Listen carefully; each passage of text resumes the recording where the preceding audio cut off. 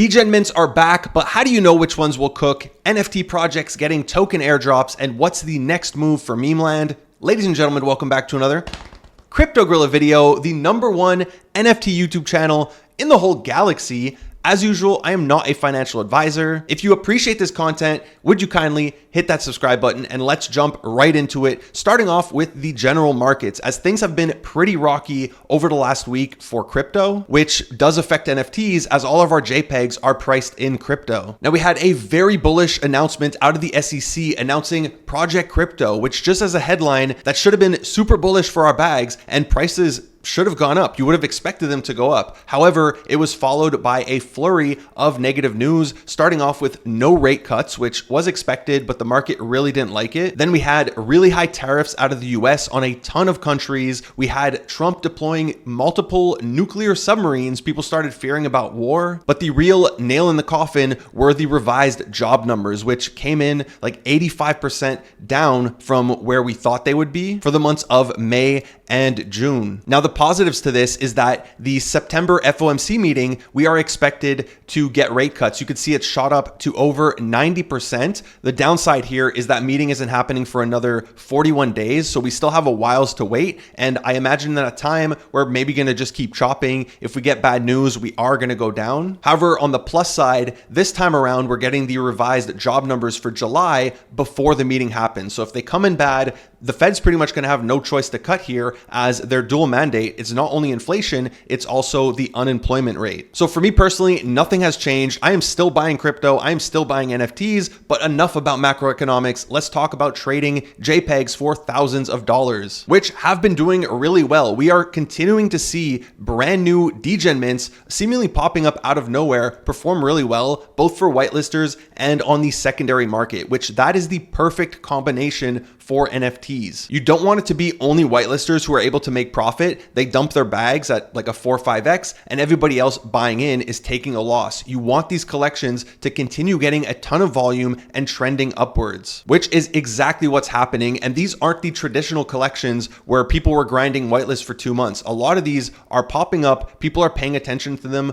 1 to 2 days before the mint actually happens. And then they're playing the reveals. They are playing the trait game. We're seeing a lot of people buy rare NFTs from these collections that, nobody cares about in a certain way, but they're playing the game. They are gambling on these collections, which I love to see. I find this really fun, and I much prefer trading NFTs personally over meme coins. So a few of the collections that we've spoken about in the last 2 videos, we had On-Chain All-Stars, which continued to get some action. It is down now. We had On-Chain Minis, same thing. It got a crazy pump here. Now it's back down. And the third one that we saw was Statics. This one was struggling to mint out. Then it got a tweet by Xcopy, and out of nowhere, not only did it mint out, it got a ton of buying volume. Now, this is a trend that I noticed this week, as Xcopy tweeted about 4 collections, and all 4 of them did anywhere from a 2 to a 5x, with this random collection that I hadn't heard of called Grills pulling a 5x seemingly off of his tweet, because this is where all of the volume came in. So this just shows you the power of tracking certain people on Twitter, whether it's a KOL, an OG, or an artist, as well as tracking their wallets, because this is something we do in my community, Gorilla Labs, with this bot built by Captain Y. And as you can see, he purchased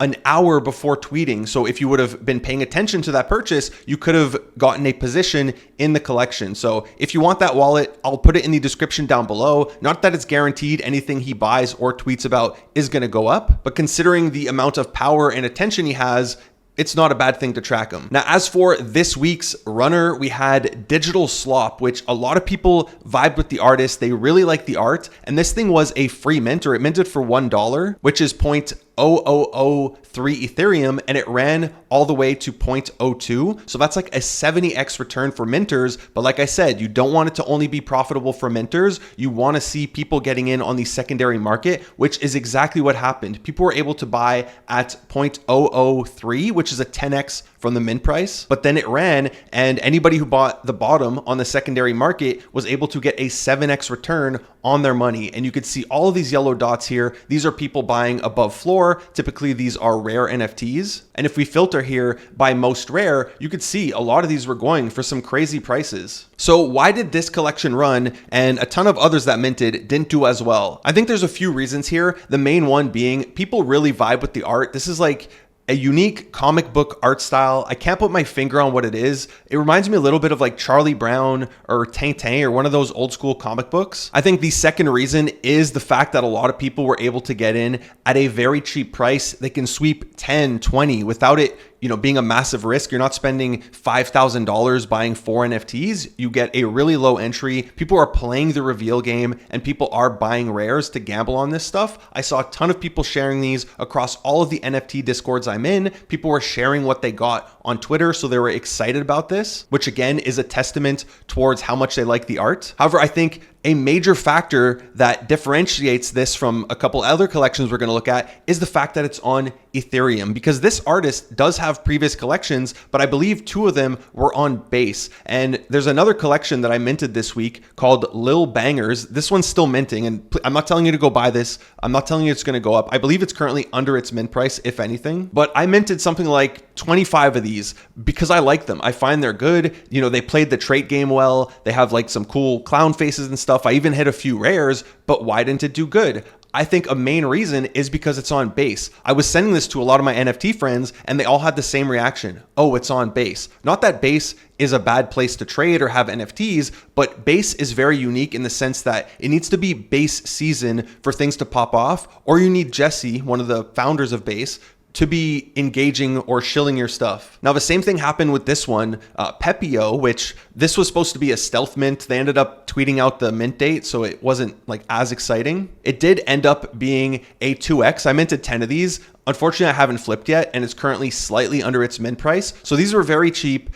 People liked the art, even though I find they're too similar. I think one of the main issues they have here is that there's no rares. Like all of the rares look like regular ones. They just have a different color background. They don't actually look rare, which I want my rare NFTs to be when somebody looks at it, they know that that one's supposed to be priced higher. But again, I think the main issue for this is it's on Abstract. On Abstract, unless you are in talks with the Abstract team and you're going to get XP for your holders, I personally prefer buying NFTs on ETH as opposed to these other chains, and you're going to get a lot more volume on Ethereum, which that's why we're seeing collections like Fugs running, because it gets you good Abstract XP. Over the last week, we also had Abstractios run, and I saw a ton of people posting about these that, oh, I can't wait to get my XP. Like the floor's up, but I don't want to flip because I don't want to miss out on my Abstract XP. So when it comes to an Abstract collection, that connection with the team and being able to get something in return for your holders is very important. But I'm really liking what I'm seeing this week in terms of like Degen Mints, and it does feel like it's inevitable that we're going to get a mint that just pops off. A ton of people are posting about it. It gets a lot of mind share. People start FOMOing in, and then it's able to break this like 0.05 barrier, 0.1 barrier, and runs to 0.3, 0.5, even 1 ETH like we used to get last cycle. Now, it doesn't mean that just because your collection isn't on ETH, it's not going to do anything. Just over the weekend, we had this collection called Labitbus, which is a play on Labubus, those things that everybody's like wearing on their waist or whatever, on their purses, and trading for a lot of money. And this one did really well. They minted for $11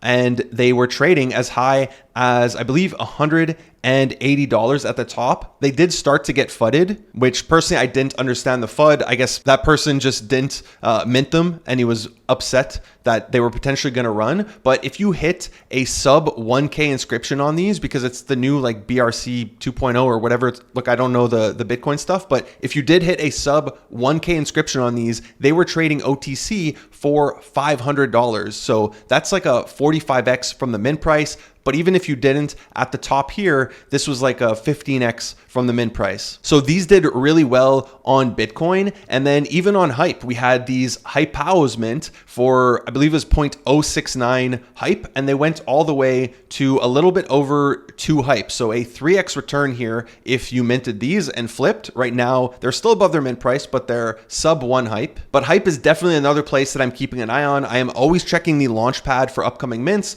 because even, I don't want to call this old because it minted on like July 10th, but old collections are coming back here. We have the Bald Brothers recently hit a local high of 4 Hype. Now they're down a little bit, but a lot of people like this stuff. A lot of people are playing on hyperliquid, hyper EVM, and they're looking forward to that airdrop. So there's a community here, and if you find good mints, you can make a lot of money. Now, one upcoming that I'm looking forward to, I hope it mints in the next 2 weeks, is going to be Illiquid. I like the idea that they have that you can stake your NFTs and you're able to get a token back in return. I believe 80% of the mint price. So you're able to stake it, still get the benefits of the Illiquid NFTs, but then you also have their token that you can go trade and get some money out of it. Jumping into legacy collections, Moonbirds had a great week getting a token airdrop from the Towns protocol, where at one point it was worth, I heard, up to $2,000. When this person posted, they had $1,500 just for holding their Moonbird and signing up, because you did have to sign up. I don't think everybody got it. Here he said there was a snapshot that took place for those who did sign up. However, a nice airdrop, and I did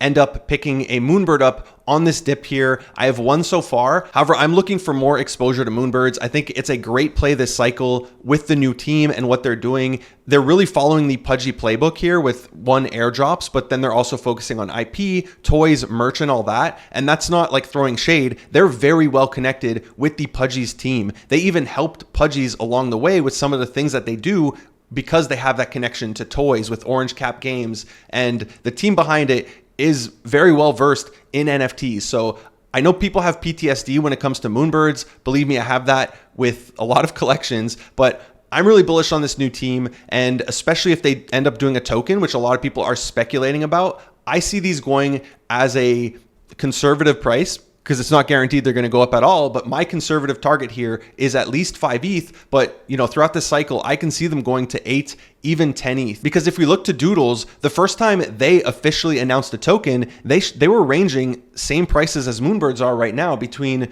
2 and 3 ETH. And they shot up all the way to 8 ETH. Yes, they never managed to recover that price, and they had a few like pump and dumps every time they would talk about the token. But I think sentiment around Moonbirds is better than sentiment was around Doodles. And Doodles really just ran because we had the Pudgy airdrop, then we had the Azuki airdrop, and airdrops were really the meta. So if I can pick one up, I'd like to get it under 2 ETH, ideally like 1.9 ETH. I think that would be the sweet spot. No idea if it gets there. However, if it doesn't, I'll probably end up just picking up some mythics, which right now I feel they are priced pretty high, considering these should technically trade at like 1/10 the price of a Moonbird. So they should be at 0.22 if you compare it directly with Moonbirds. Again, I don't know if it gets there, but I'll definitely be picking up more Moonbirds or a lot of mythics. After that, the next collection that I ended up picking up 12 of is going to be Bodoggos. For me, this is one of the easiest bets this cycle, especially on Solana. I have 0 Solana NFT exposure, so I wanted some.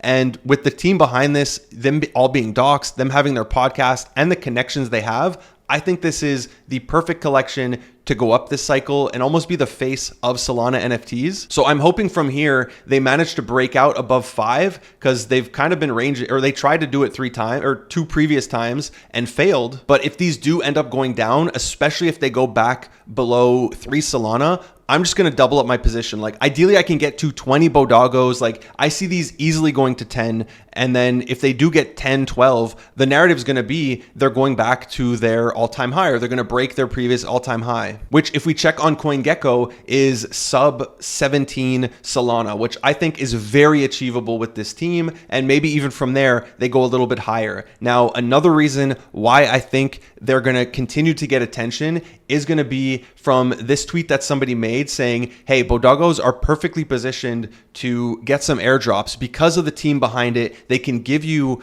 like free marketing for your airdrop. They make all these videos. You have Clemente doing all these dance. You have, Easy who streams. And then we have a reply from Easy saying, don't want to say too much, but you're onto something here. And we are very, very conscious of this approach. So it would be amazing if we start getting airdrops just for holding a Bodoggo. And I'm very bullish on this team. Now, another collection that I personally don't have exposure to, but I am seeing it continue to run after recently pumping to 0.4, going back down to 0.2. That would have been a great buy. Monster in my server was saying, should I buy these?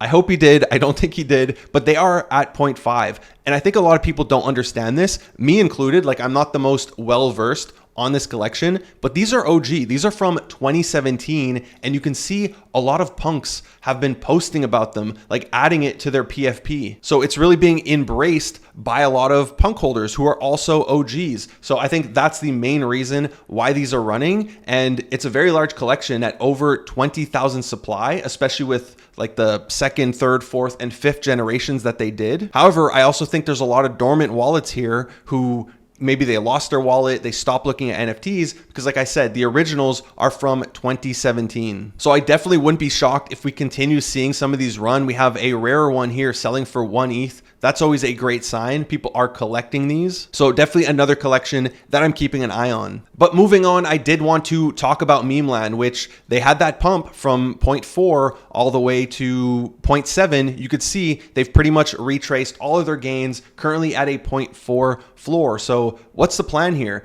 They did say they have multiple announcements that they're going to be making. So ideally, this week or maybe even today, because there was a rumor that August 7th, they would have an announcement about meme strategy. Hopefully that does something for the holders of both Memecoin and captainz. But they put a ton of effort into this Moonit launchpad. And I mean, Moonit is down to 9th or 10th place here. It even, as I'm filming this video, it went from 9th to 10th, making only 0.15% of mindshare, getting barely any volume, and really not having that many active traders on the platform. And right now there's this whole launchpad PvP going on where the main characters are pumpfun and let's bonk. And as you can see, pumpfun has flipped the script, regaining that #1 position after everybody was trolling on them and calling them dead. Pumpfun, after the sale, like it went up to 6 billion, it went down to 2 billion and everybody was trolling on it. Now it's up like 50%, currently at 3.5 billion. So they're kind of making a little bit of a comeback here. And I find the timing here is really